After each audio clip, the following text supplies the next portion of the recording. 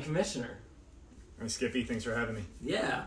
So I just wanted to check in with you guys. You guys know that I've been doing ballot guides for a long time, and those are something that you've continued to ask for. And I feel like my responsibility goes well beyond just my role, but also in supporting other, not just young, but young at heart leaders who really want to make change in this community, and I think Chris is one of those. And so I just wanted to sit down and have sort of a longer form conversation with him about what matters to him, where we go from here, how we do a better job of working together, so he can get that out in his own words, because it's a really important race. So thanks for taking the time, brother. Yeah, thanks for doing this, Skippy. This is awesome.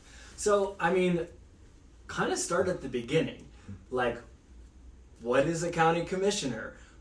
What is that role? What do you do? And if I'm a voter, why should I care who's in that seat? Sure. So there are 5 county commissioners in Pitkin County. We have 5 districts in Pitkin County. And they're numbered 1 through 5. So I am running for District 4, which, if you look on the map, represents Snowmass and Old Snowmass. And if you draw all the districts, they're a little gerrymandered, but at the end of the day, what's really interesting is every voter in Pitkin County gets to vote for the county commissioner, meaning that it's an at-large election. So even though I'm representing District 4, if you live in District 1, for example, if you live in downtown Aspen, you'll see my name on the ballot, and if you so choose, you can vote for me, and so on. So we have roughly, so as right now, we have a little over 13,000 active voters in Pitkin County, about 18,000 residents, and every active voter has the opportunity to vote in this election. So it's really important. I think it's a great question. I've been asked, are you running for mayor of Pitkin County? Are you running for the commissioner of Pitkin County? And obviously the answer is no.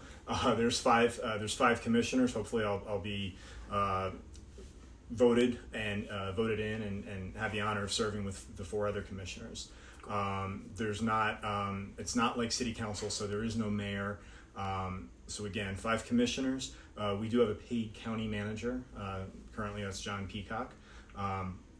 And the 5 county commissioners, the county, if you back up a second, so all the jurisdictions, all the municipalities within Pitkin County fall under the county. So every Aspen city resident, and there's about 7,000 of them, every resident of Snowmass, a little over 2,000, every resident of Basalt on the Pitkin County side, again, about 2,000, all of those voters and all of those citizens have a stake in Pitkin County. And the county commissioners are their representative at the table for county issues. So there's a wide range of issues that they deal with. The county budget, a lot of folks would be surprised to learn, and don't hold me to this number, but the county budget's roughly $140 million. That's right. It's massive. There are more than, again, I'd have to double check my math, but I think there's more than 300 county employees. So Pitkin County is one of the largest employers outside of AVH and SKICO in the school district, actually in Pitkin County. So from those 2 perspectives, massively important. So the commissioners control the budget. The commissioners oversee land use issues, largely in rural Pitkin County, outside of the municipalities where Aspen and Snowmass and Basalt control their own, have their own building codes and things like that. But the county still, technically supersedes those municipalities. So it's a whole host of issues. It's everything from water rights to development rights. APSHA, which hopefully we'll talk a lot about later about housing, is the Aspen Pitkin County Housing Authority. Pitkin County is a 50-50 partner. So it's a wide range of issues.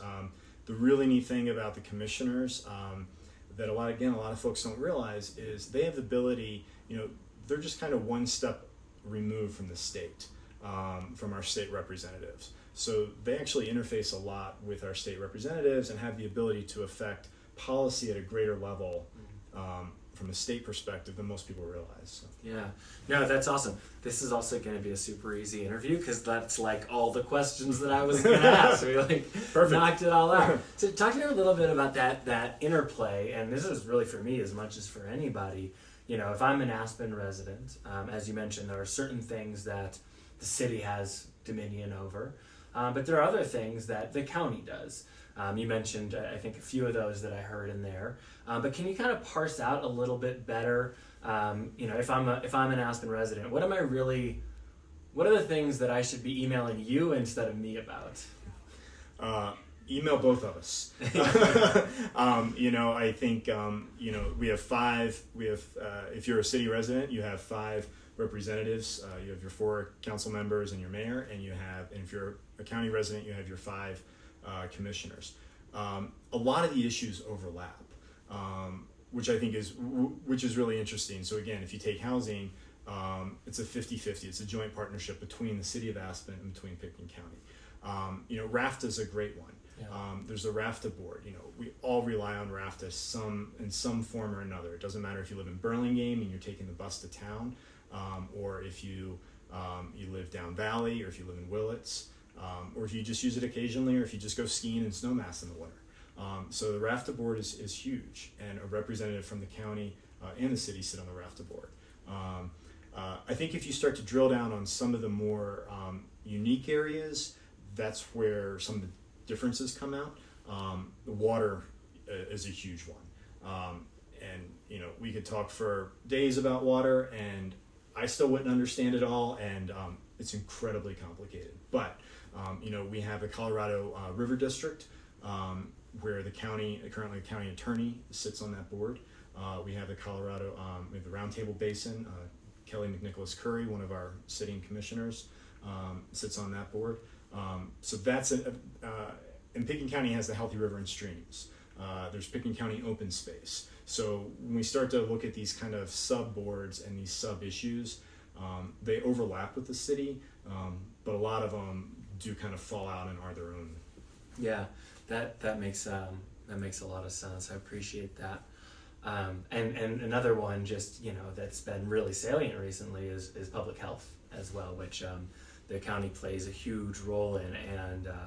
And I will say, while any given day it can be super frustrating or super elating, you know, looking back retrospectively, you know, we had a relatively normal summer economically compared to most cities. And we were able to protect our healthcare system. So I know that you know, you'll be able to make a great contribution to our public health moving forward, which is cool. I'd love to know a little bit more about your story. How did you get to here? It's a long and winding road. I have an interesting background. If you go way back, in college I actually studied accounting. So I started out my career with Price Waterhouse. I have a CPA. It's still active. It's active in Maryland and in Colorado. And then from there, you know, I decided that working a desk job wasn't for me. So I transitioned a little bit. Was recruited for a place down in Georgia for a company down there.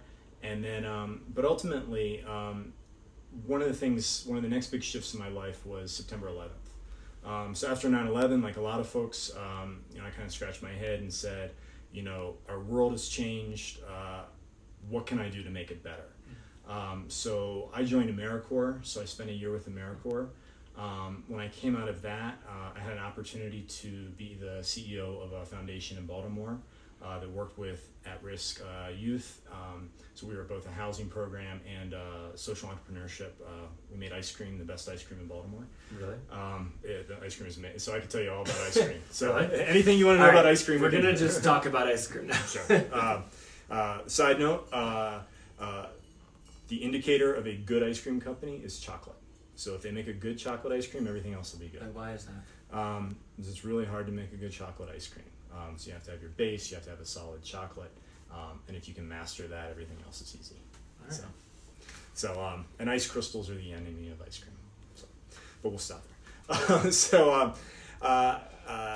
And then I had a kind of another detour, which led me to living for a few years in Russia. So I lived in Moscow, had the opportunity to travel all over the country, learn the language. I consulted with a nonprofit over there that focused on children with Down syndrome. And when I came back, and this is probably more than you want to know, so we can cut any of this. Fascinating. I would go for hours on this. I mean, just Russia and ice cream alone. Yeah, Russian ice cream. Which, by the way, one of the greatest, total side note, fun little tidbit, one of the largest consumers of ice cream in the world is Russia. Cold weather climates love for ice cream. So when we came back from Russia, I ended up working for the Habitat for Humanity Restore in Baltimore. I helped launch it. We opened that up, the store up. Most of our folks are familiar with the Habitat Restore here. At the time, it was a pretty new concept, so I opened the one in Baltimore, which all of our revenues then helped build homes. Baltimore, I mean, we think we have a housing problem. Baltimore, 60,000 vacant homes. So I got that program off the ground, helped revenues explode. We expanded, had a couple stores. And by that time I was looking to do something different. I constantly believe in reinventing myself, trying new things. So prior several years, especially being in Russia, I had the opportunity to travel, and started photographing. So I taught myself how to photograph.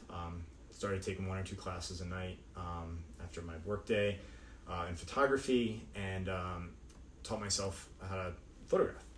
And I took a couple workshops, and one of my favorite people, his name's Joe McNally. He's an amazing commercial photographer, and his advice to me was, so I sat down with him at the end of the week and said, Joe, how do I become you in 30 years? And he said, go work for a newspaper. He said, those jobs don't exist that much anymore. He said, but go, if you can become a newspaper photographer, you have to learn how to do everything. You have to shoot sports. You have to photograph people, portraits, breaking news. You have to have such a range of ability, and it'll teach you everything you need. Interesting. So I took his advice to heart. I applied for every job in the United States that was open for a couple months. A job at the Aspen Daily News opened up. I pestered them and browbeat them, basically, I think, until they just gave up and just said, fine, we'll hire you if you leave us alone. And they did. So that's what brought me out here. It was actually my second time out here. I'd spent a year teaching skiing in Breck way back when. But so that's how I ended up in Aspen and started the paper. And so I got to really know the town, every aspect, which, everything that mentor told me about being a photographer came true. But the similar thing that happened, which he didn't tell me, was I got to know our community inside now, because I got to photograph every corner of Pitkin County. I got to meet everybody at all levels, everybody from ranchers to business people to people in the fire department to people at the county to the city. So it was a pretty awesome exposure. So that got me thinking down the road. At the same time, I joined the Housing Frontiers Board, which was an advisory group to APSHA. Yeah. And so we kind of met bi-weekly. It was me and Adam Frisch, former council member, members of the APSHA staff, former council members like Jesse Kasabak, Pam Cunningham. So we had a great group. And then I had an opportunity to join the APSHA board. All the while just, and at that point I had transitioned away from the Aspen Daily News, started my own photography company with my partner. And now here we are. So for me, running for county commissioner was a great next step. I've been lucky enough to live in Aspen. What brought me here and what allowed me to stay was affordable housing. I lived in a 300 square foot unit over the old paper, which for those who've been around for a while, it used to be above the Gap on the corner there. So I lived up there over Arjuna, so never had to turn the heat on in the winter. Nice and hot and steamy. That smelled great. It was, I kept the door open a lot. And then was lucky enough to be able to buy a place in Burlingame in the new phase. And then ultimately was lucky enough through a lot of hard work with my business to buy Free Market. So now I live in a Free Market condo in Snowmass. Amazing. Thank you for sharing all that. That's awesome. And I like genuinely would love to spend an hour talking about Russia and ice cream. I've spent not nearly as much time as you, but quite a bit of time in Russia. It's a fascinating place in so many ways. When you kind of started at the paper, yep, and you're, observing everything, what were the things that like really jumped out at you? Huh. That's a great question. I mean, one of the neat things was, so I came from, so as we talked about, like I've lived all over. I've lived in San Francisco and Atlanta and Moscow and Baltimore, and those are all big places. Like Moscow's really big. There's 15 million people in there. Baltimore is 500,000 people. San Francisco, 1.5 million. Not so much here. Which is stating the obvious, but one of the things that a small like vignette. I had been in town I don't think I had been here for 72 hours. And I was at City Market, just trying to learn my way around, buying some apples. And this gentleman comes up to me and goes, "You're Chris Counsell." I said, "Excuse me?" And so this man knew who I was. I didn't know him from Adam. Knew who I was, knew I worked at the paper, and that always made an impression on me. One, it was a little scary, but two, I thought it was really neat. And that's been one of the great things about living here, is that we truly are a community. And that's one of the things that struck me, and it still does, is that you cannot walk down the street, go to the grocery store, go anywhere, and not bump into somebody you know. And I think that's what makes us really special. Yeah, no, I love that. What were the things, there must have been some, that you were like, are you kidding me? Like, this is how you're doing X?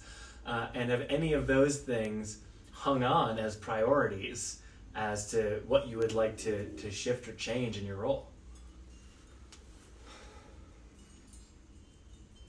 That's a good question. I have to think about that one for a second. I mean, I think,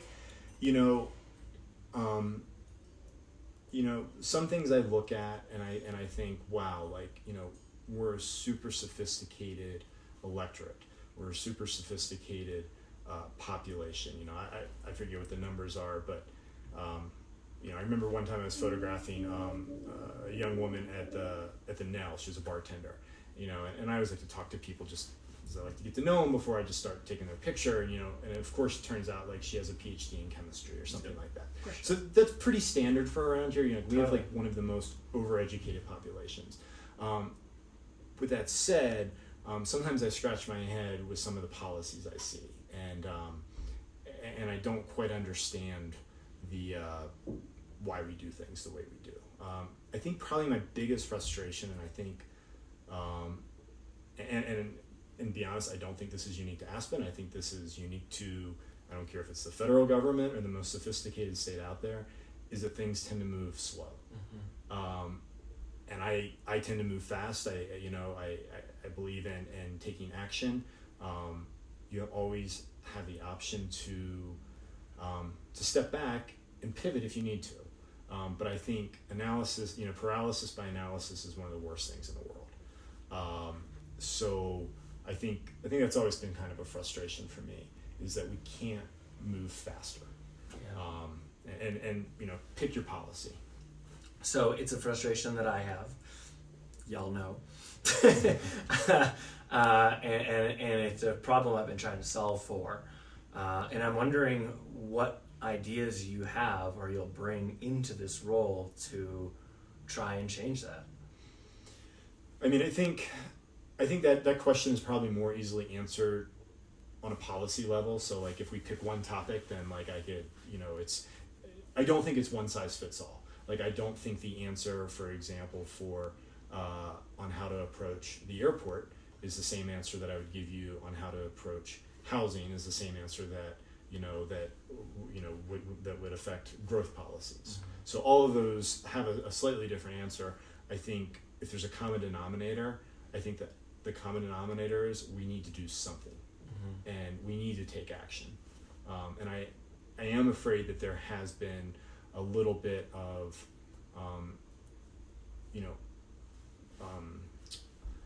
too slow of a movement in recent years. And again, that I fully recognize our community values. I recognize that you don't jump into things, that you don't just make a decision for the sake of making it. But it also doesn't mean that you take so long to make a decision that you can't accomplish anything. Is it then your belief that the primary inhibiting factor to faster decision making is simply the decision maker?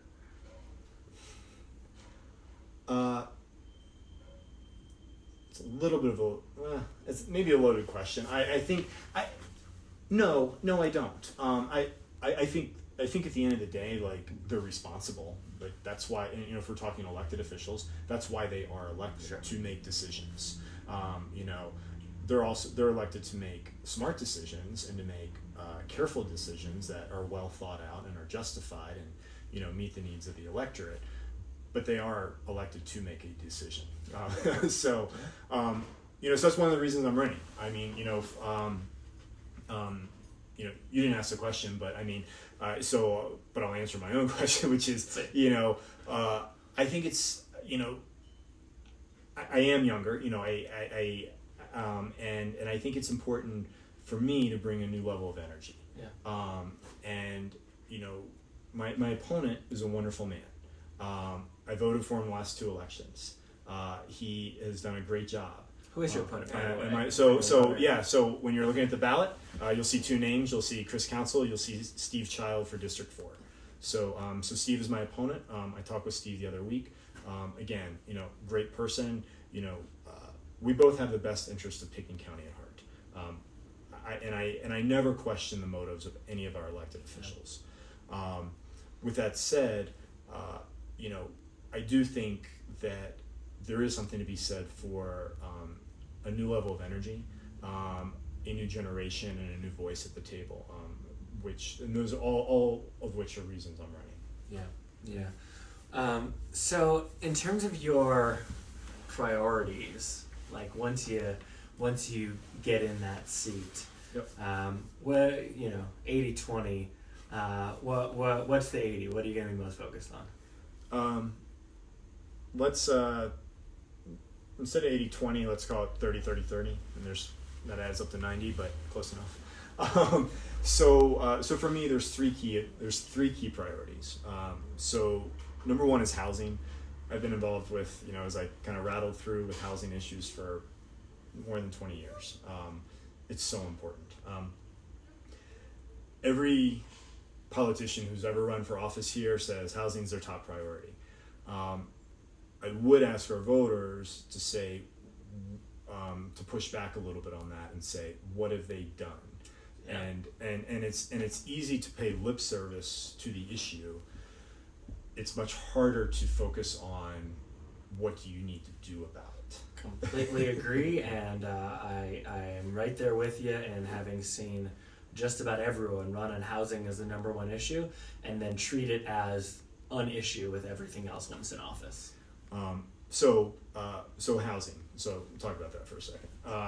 So for me, the first and foremost thing we have to do, and this gets super wonky, feel free to visit my website. You can read more if your eyes start to glaze over. But first and foremost, we have to fix our governance structure.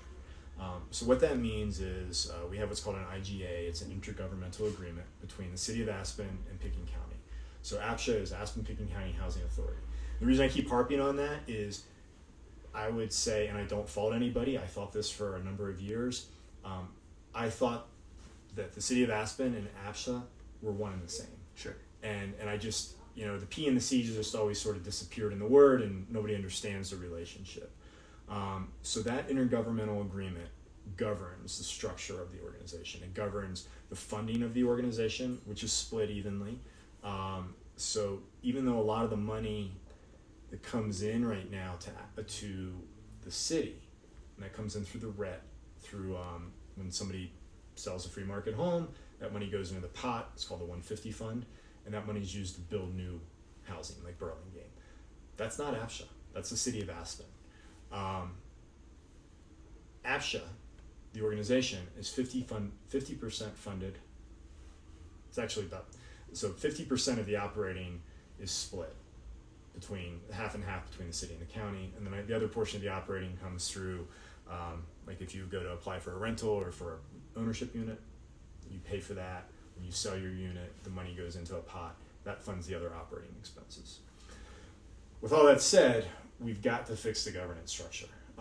So in the last not even month, we lost our executive director of APSHA, Mike Kozdrasky. Great executive director. I've known Mike since the day he walked in the office. I was on the Housing Frontiers Board before Mike started. What made a huge impression to me then was he actually started coming to our meetings. Prior to that, the executive director didn't attend our meetings. He got it. He was forward thinking. He was focused on technology. He was focused on bringing APSHA in the 21st century. The way APSHA is structured right now, the executive director reports to the city manager, which creates some interesting power dynamics because the city and the county their interests may not always be aligned. So you'd think they would, housing is housing, but because of what I just explained about the budget issues, they don't always align. So to me, that's a conflict of interest. And again, I'm using that term. I'm not using that term lightly, but I'm not using that term in a derogatory manner. Sure. It is what it's the definition of conflict. So for example, the city of Aspen may want to do some things that the county doesn't, simply because the county doesn't have the money. So with all that said, the way the governance structure works right now is that APSHA staff are technically city of Aspen employees. The executive director reports to the city manager, and not to the board of directors, ironically. So we have to fix this. So I have been a proponent for years of APSHA needs to be an independent organization. It's going to be a messy process. Again, we can talk about this for hours about how it's going to look like, how it would be funded. At its most simplistic, in my mind, I see APSHA similar to the fire board, similar to the hospital board. Board of directors, so when you go to vote, my biggest accomplishment, if in 4 years at the next election, when you get, I'm saying you to our, to everybody watching, to all of our voters, when they receive their ballot, that they would see 5 or 7 positions on there for an APSHA independently elected board. That to me would be my greatest accomplishment. Yeah. So let's dig into that for a second, because it is super important, and it feels a little inside baseball maybe, but historically there has been a governance struggle with APSHA. It's changed a lot over time, and the fundamental crux of the thing that you're identifying is that this person who's supposed to run the organization basically has multiple bosses, and that can be very difficult to deal with. Yep. The other issue you identified is funding. Yes, we split the operational budget, but this year, we've got a almost $2 million supplemental to make up from the county side. There's some changes in your funding structure that really probably aren't going to get replaced over time. So in terms of the independence, it's related to the funding, right? I mean, the reality is I can't envision a situation in which APSHA becomes independent unless it has an independent funding source. And that's where I think we part ways, because I do see it an option for that to happen. Okay. So there's different scenarios. So one scenario. So again, super inside baseball, but it affects every voter. Yeah, let's play. So the way the funding structure works, we just talked about. If APSHA were to become truly independent, the immediate gut reaction from a lot of folks is, well, they would lose the funding from the city and the county. And that's not necessarily true. So there could still be an IGA, an intergovernmental agreement, that says so in my mind, this would be the easiest transition. And I think this is where things get lost. So in my mind, you have an independently elected board of directors. There's five, 7, men and women they are elected by the public. The executive director reports to them. You have what's called a fiscal agency. And what that means is, there's basic payroll services, so all the APSHA staff, they still have to get their paycheck. Yeah. They've got computer services. There's fundamental things that they just need to operate as an organization. So we could still have the city of Aspen be their fiscal sponsor. Sure. And then they actually could pay back the cost of that. Yeah. And that's a pretty common agreement within governments. It's actually more common within nonprofits. So if you have a nonprofit and then you have a new nonprofit, they might not have the power to... Yeah, happens all the time, right? So pass through. So, and it's not quite a pass-through because there's some technical nuances. But so in my vision, you have independently elected board, and here's the key. The executive director reports to that board of director, only to them. Mm-hmm. That board hires the director, they fire the director. They're responsible for their performance review. The board is responsible for the strategic goals of the organization. Now, the funding question, which is the big one. Yeah. It's very easy to tie the intergovernmental agreement to the strategic goals. So by saying, and again, for example, and obviously the devil's in the details, but by saying, okay, there's a joint work session between the county commissioners, city council, because they're going to provide 50% each of the operating balance funds. So they get together and they say, okay, well, these are the strategic goals that are important to us. So kind of like a reconciliation process in Congress, they reconcile the strategic goals to the strategic goals of the board. Funding is tied to the ability to accomplish those strategic goals. Goals aren't accomplished, they don't get the money.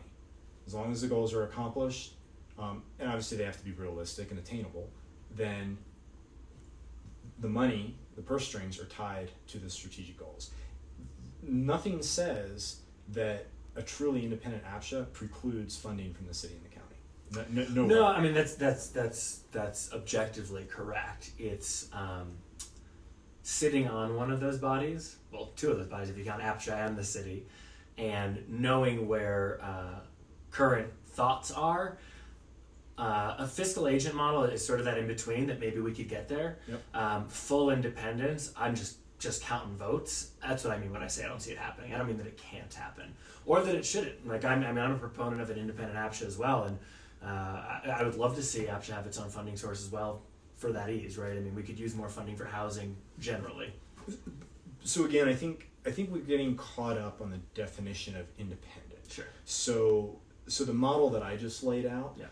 I call that an independent APSHA. Yeah. And I think if I was going to drill down on it and just isolate that definition, what I would say is the true independence is creating a structure where the executive director reports to a board of directors elected by the public. Yeah. So in my mind, that's independent. Cool. It doesn't mean independent from county and city funding. And we can maintain that. So maybe a better definition would be a hybrid approach. Sure. And if that, if that's the language that makes people happy and gets the job done, sure. We can call it whatever. You can call it a ham sandwich. I don't care. I think we should have a ham sandwich. That'd be great. So, we don't get those anymore now that we have virtual meetings. Right. Yeah. And everybody's vegan. So.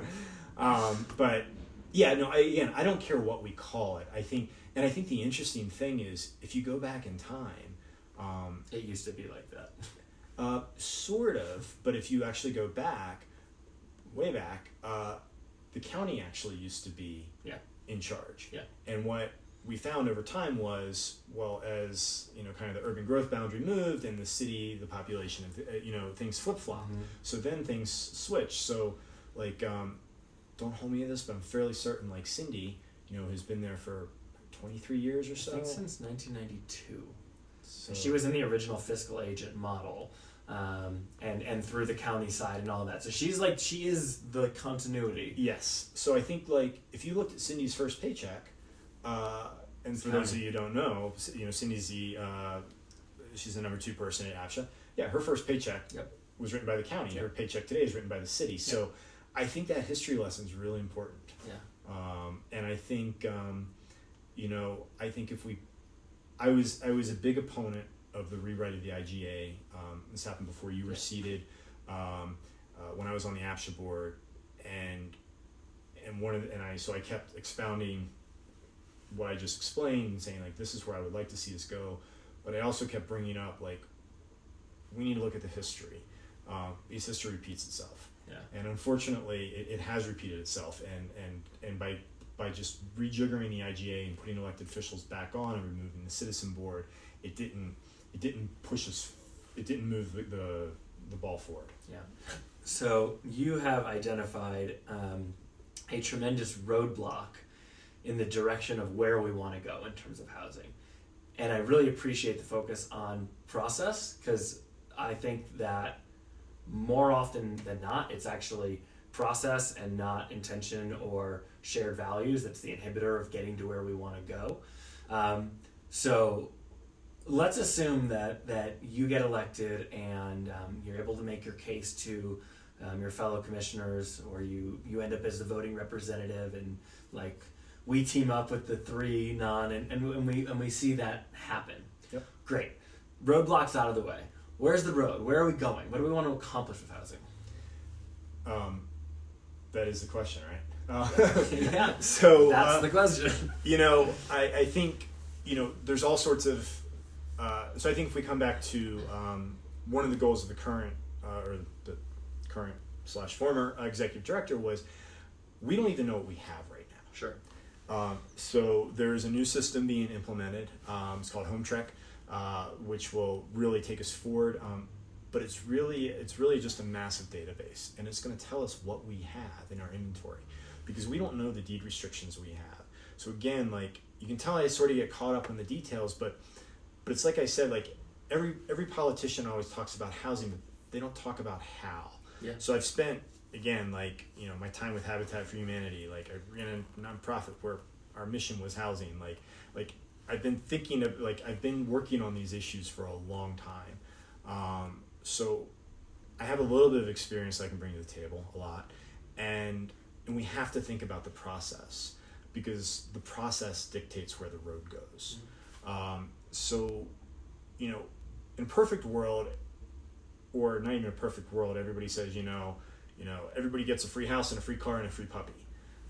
I'm not going to promise that. Mm-hmm. I can't promise that. I think we Would you just promise puppy? Just puppy and ice cream. So I'm in. Or kittens. No. Kittens are fine. So, I think we have to, so that's part of that, setting those strategic goals.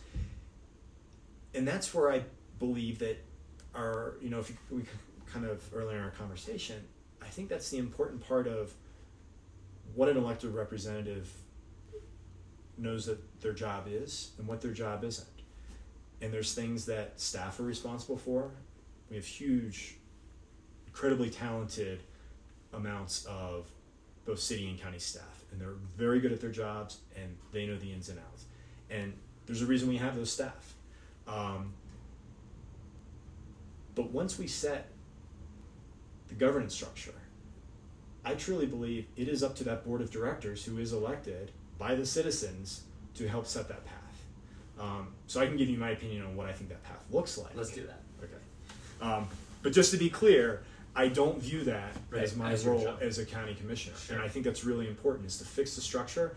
And then, it's kind of like I used to tell the folks that work for me, like the biggest compliment that I could ever have for any of my employees was to get to the point where they were trained and they were so good at their job that they put me out of my job. Mm-hmm. And that's the same way I view the responsibility of an elected official, that we can create processes and we can create structures that are so good that everything else, and again, this is a perfect world, but where these things start to operate by themselves. In my view, I think there's a lot of things that we really have to think about. We don't have all the data. Ballpark. The last time I ran the numbers, roughly 50% of our housing inventory as it stands today within 10 years will be occupied by folks that are hitting retirement age. And we need to acknowledge that, and we need to acknowledge what that means for our housing stock. We need to acknowledge what that means for the next generation of people who are coming to Aspen. We only have so much land, we can only build so much.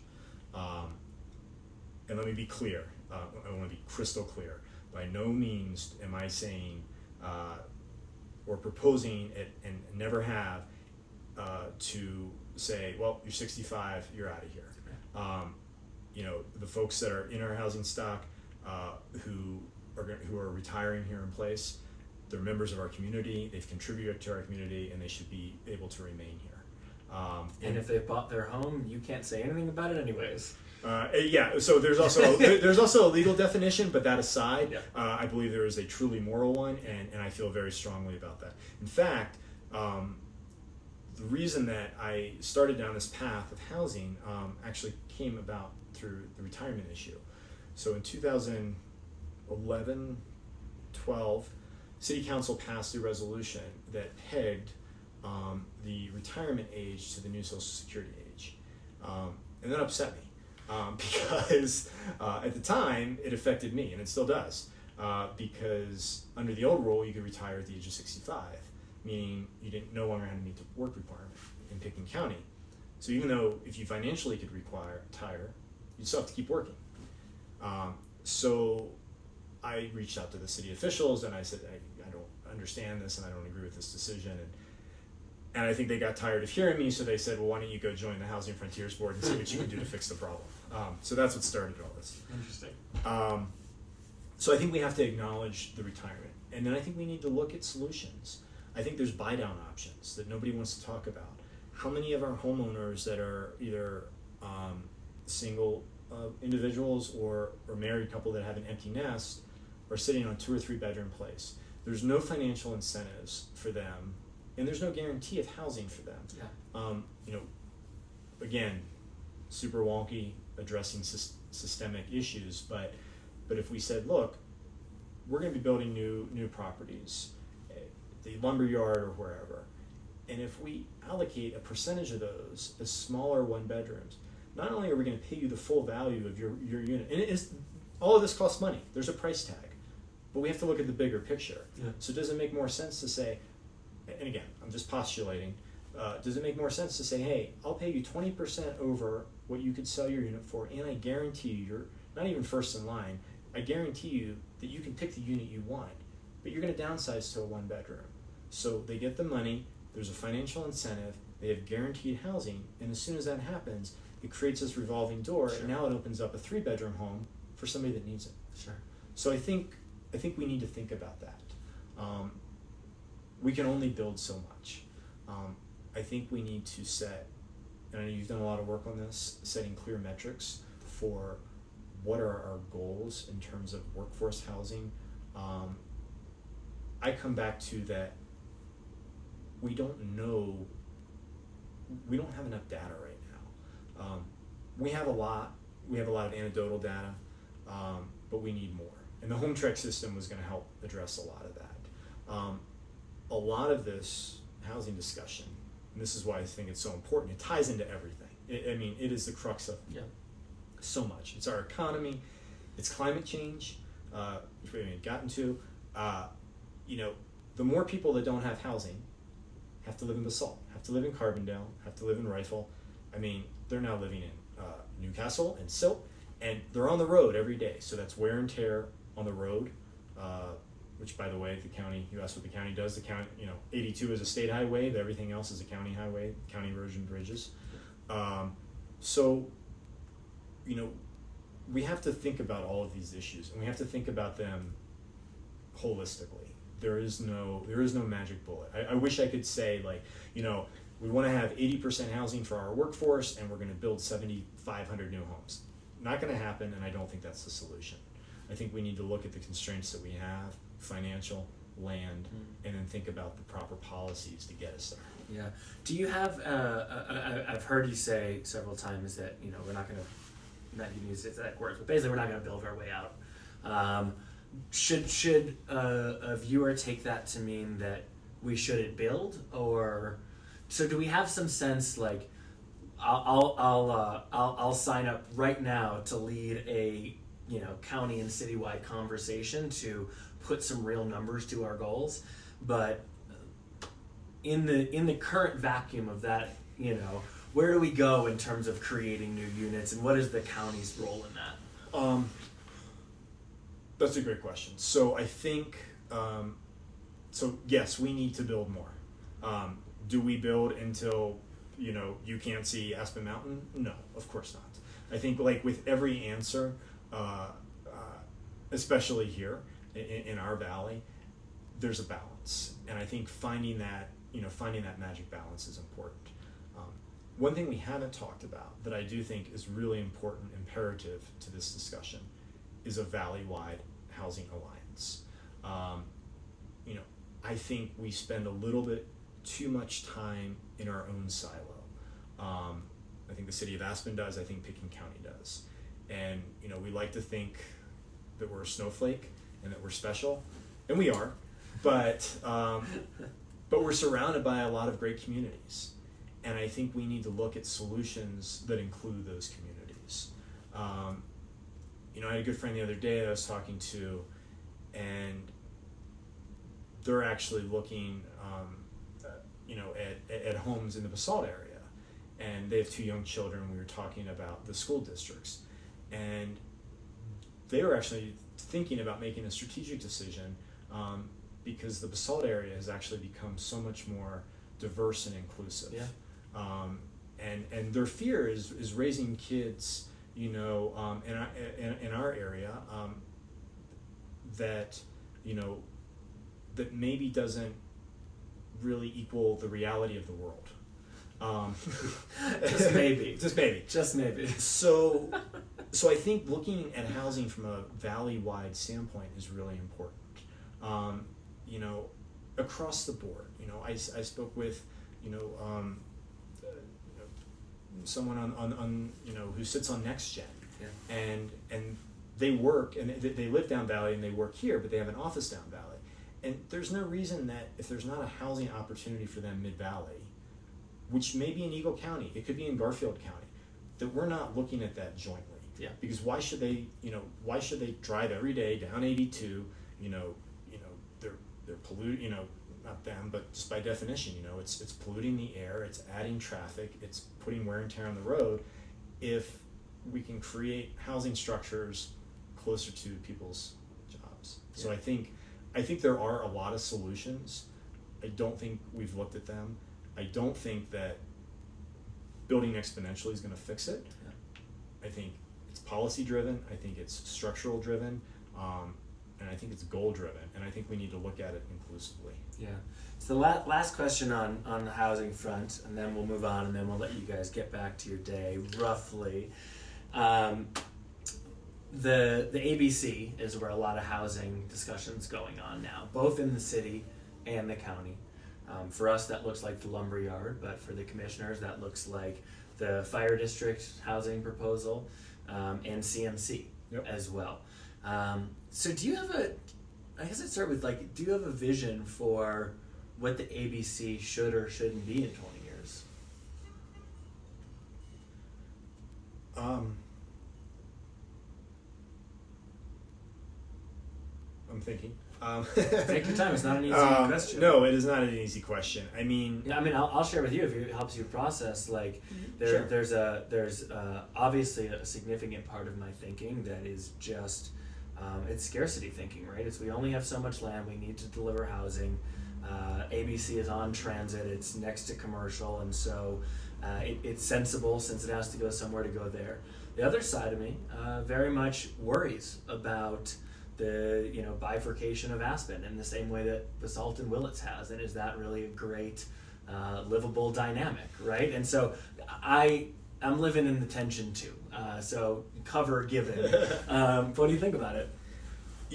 I probably don't see a scenario where the ABC is kind of like Willits. I just where but I think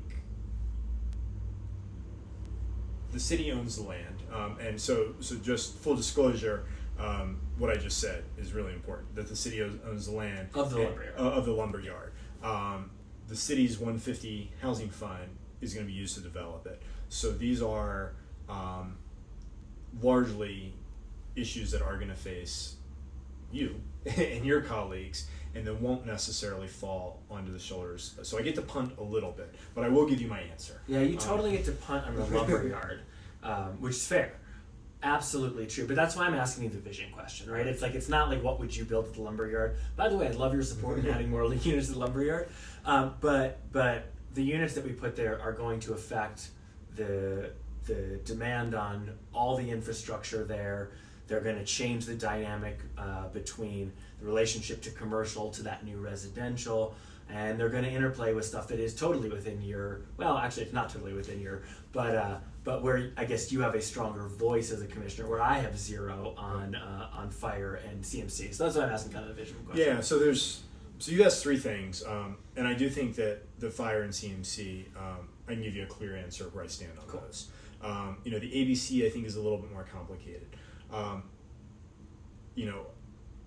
Putting on my, like my city hat, and like from a city perspective, should the density be so tight that it's not comfortable or pleasant for anybody to live there? No.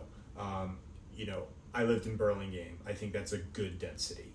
I think tighter than that, you might be pushing it. I'd have to look at the numbers relative to the square footage and to the plat and all that good stuff. So again, my point of reference, which, and I literally could walk behind my house to the ABC, was Burlingame. And I think the density there works. There's some nice parks to break it up, but it is tight. And it truly, like I sat on the board of Burlingame, of the HOA, and like we constantly said, like, this is community living. You have to recognize that. At the same time, my favorite quote, like from Mark Twain, like they're not building any more land. So I've heard that before. That's awesome. So we need to maximize, and we need to use it, because once we build there, that's our one shot. Right. So we need to be, again, very smart and very strategic about how we do that.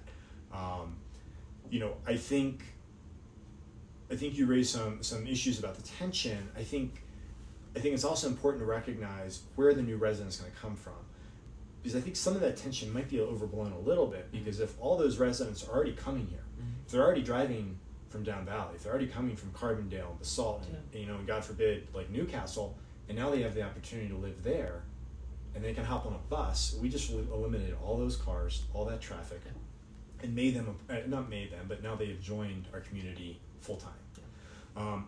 I think globally, as you look at the ABC, I think that and this is more of a development question, for I guess for John McBride, would be, but I would love to see a grocery store there. I would love to see a quality of life there. And if that means a coffee shop, if that means a restaurant, if that means, Roxy's is great, but I think we need more.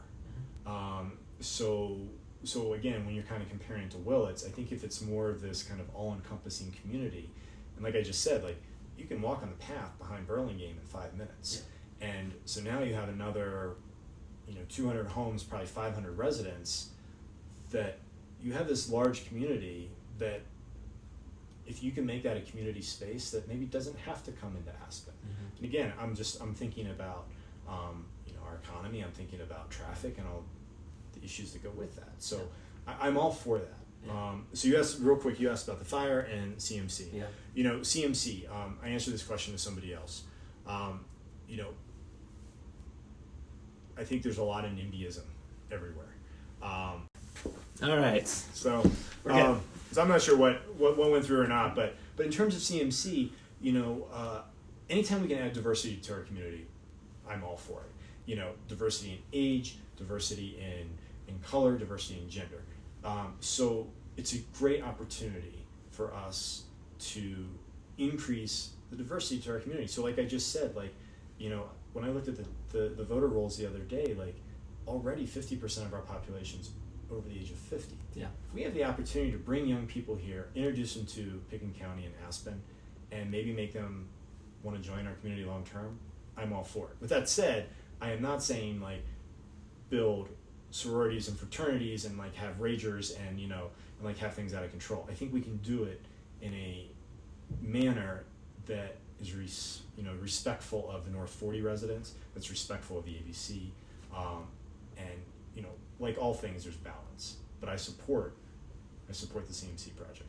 I also fully support the fire project. Anybody's been paying attention, our fire board, we just hired for the first time, and I'm using that word intentionally, hired full-time firefighters. Never in the history of Aspen have we done that. We have one of the, if not the oldest volunteer base in the country. And again, it's because of our aging population. The younger folks, for a lot of reasons, haven't joined the fire department. So we need to keep our houses from burning down, so we need to pay people to do that. Those people need a place to live, as do the volunteers. So anything we can do to support them, I am all for. Again, do we have to build a Taj Mahal? Do we have to build, a 400 unit complex? No, we don't have that many firefighters. But as it's been described, as it's been laid out by the fire department, it's totally reasonable. Yeah. Cool. Well, thank you for supporting both of those projects. I certainly do, and I agree with you. I think in terms of adding diversity to our community, housing is a great place to start, and there's a lot of work that we could frankly partner with each other on county and city side around that, because the percentage of our workforce that is, for example, Latinx or Hispanic versus the percentage of our workforce that lives here, there's a real big delta, and I think that's an opportunity for improvement. So just last few things I just want to quickly touch on. My phone's probably gonna die. We're just going on, but it's great. I'm enjoying it. I hope you guys are enjoying it. Outside of housing, kind of quickly, do you have a number 2 and 3 that you want to focus on? Yep. Number 2 is easy, health insurance. Hands down, I've owned a small business. I own a small business. Every year I see my premiums go up. They've doubled in the past 5 years. A lot of folks think it's a federal issue. It is. A lot of folks think it's a state issue. It is. It's also a local issue. We have the Valley Health Alliance. Chris McDowell's been doing a great job, the executive director of the Valley Health Alliance. The commissioners have been largely silent on that, and the Valley Health Alliance is supported by the county commission. If I was elected, that is something that I would throw a ton of energy at. How do we reduce our premiums? How do we increase our ability, of participation? We have one of the highest, Pitkin County has one of the highest, so just to back up, we actually have the highest health insurance premiums in the United States, hands down, Pitkin County. We also have one of the highest uninsured rates in the state of Colorado. Because it's so expensive, people just can't afford it. So to me, that's super important. And the third issue, so housing, health insurance, and the third issue is smart growth. And that's a pretty big category, but I think there's some numbers to put it in context. From 2013 to 2017, new construction, new square footage builds in Pitkin County increased by 50%. If you look at the chart, it goes like this. It is just straight up, and it keeps going up. Right now, and again, it's super wonky discussion, but you can max out at 15,000 square feet buildable space in Pitkin County. Does anybody really need 15,000 square feet? No. My first apartment here was 300 square feet. Then I moved to Burlingame and I had 700 square feet. And now I live in a mansion. It's 1,100 square feet. So I think it's important to recognize what that does. If we max out, and this is a study just done by the county, if we max out our buildable space in Pitkin County, that will add 2,900 new jobs. This is from the county. So, and those aren't jobs in restaurants, those aren't jobs in, and don't get me wrong, and this doesn't affect anybody who already has these jobs, but these are more pickup trucks, these are more property managers, these are more landscapers, these are more peripheral jobs that aren't necessarily engaged in our community. We don't have the housing for them. We don't have the infrastructure. So we need to really be thinking about how we set land use policy and development policy at the county level. And that's so important. Yeah. So I just, so would part of that be reducing the maximum allowable size? I mean, Yeah. that's the obvious. Again, we can get into the weeds, but we have things called TDRs, transfer of development rights, and how those are affected and how those affect the square footage. But for the most part, there's not a hard process if you have the money to max out that 15,000 square feet. And other consultants and developers I've talked to said that's really an anomaly. If you look at other, even communities like Telluride and other places that, are wealthy communities and they're building, they have a pretty hard process to hit that max cap. And for us, we don't. So we need to look at, does that cap need to be lowered? And the county has just started looking at that, but it's 2020 and this is not a new issue. Yeah. So what I've heard from you tell me if this sounds right, is that you, Chris, have really done your homework. You know what's going on and how it's going on. You have a diverse life experience that lends a lot of relevant and prerequisite knowledge, frankly, to change making. Mm-hmm. That your orientation is to change making, and not just sitting in a seat, which frankly gets done way too much. And that you are both policy and process oriented, which I think is super important, people. Housing is going to be a top issue, and really the IGA, the roadblock, retirement issue, which is optimizing the current system, and valley-wide coordination being sort of top of that list, and then demonstrating actual support for the existing projects, which I wish more of your county commissioners would do. I wrote letters. And then as you said, healthcare, which is such a tough thing here, and smart growth. Does that sound like a good summary of kind of where you're at? You got it. Cool. And I would say that implicit in those things, which is so important, is what I heard was a strong commitment to environmental goals and goals around equity, inclusion, and diversity. Absolutely. I mean, I think, somebody asked me, what is the biggest issue facing Pitkin County? And to me, hands down, full stop, climate change. Yeah. It's going to affect everything. It's going to affect housing. There's this new term that's come about in the last few years, climate refugees.